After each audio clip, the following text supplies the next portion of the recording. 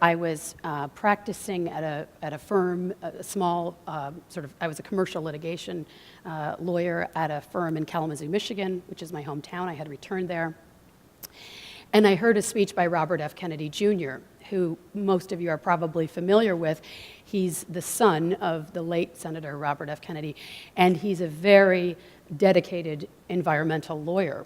And what astonished me that night, I was on the city council of the city of Kalamazoo, so I was invited to sit in the front row for this talk. And I sat there and I listened to his talk, and I suddenly realized that he was talking about the work that I should be doing. I had a lifelong passion for the environment. I had a law degree and had experience as a lawyer.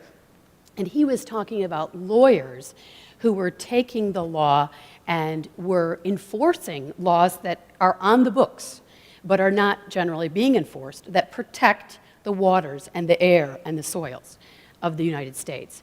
And that's the work that he does.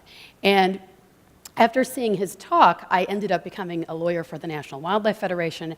And after being there for about a year, I happened to have the opportunity to meet Bobby Kennedy Jr. in person, and he offered me a position with his organization. So I took that and moved to New York and began working for his group, which is called Waterkeeper Alliance.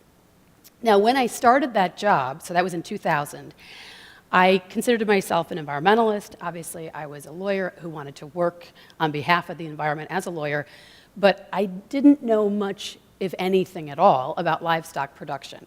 I had grown up in Michigan, as I said, and there were a lot of small farms around Kalamazoo where I grew up, and I had been on those farms periodically.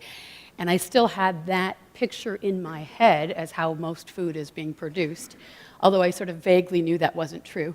But I had that idea. And Bobby told me that he had had in his mind for quite some time the idea that somebody needed to take on the issue of how livestock was being produced as a national environmental issue. He felt that no environmental organization was really addressing it, and that we should do it. But we were a very small organization. I was actually the first lawyer that he hired. It's bigger now, but at the time that I worked there, it was a staff of 3 when I was first hired.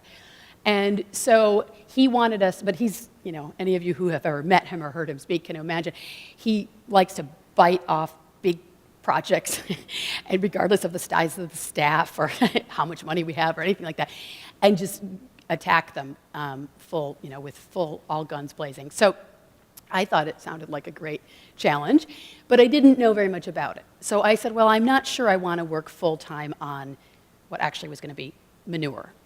So I hesitated a little bit, and he said, go and meet some of the people that are talking to me about this issue, because he was traveling all over the country and hearing from the river keepers and the different water keepers around the country that he was working with, and he was continually being told that livestock production was the biggest or one of the very biggest environmental problems in whatever given community these people were working in. And yet no one was really addressing this on the national issue, on a national level. And so what he wanted me to do was to, as he said, launch a campaign against industrialized animal production.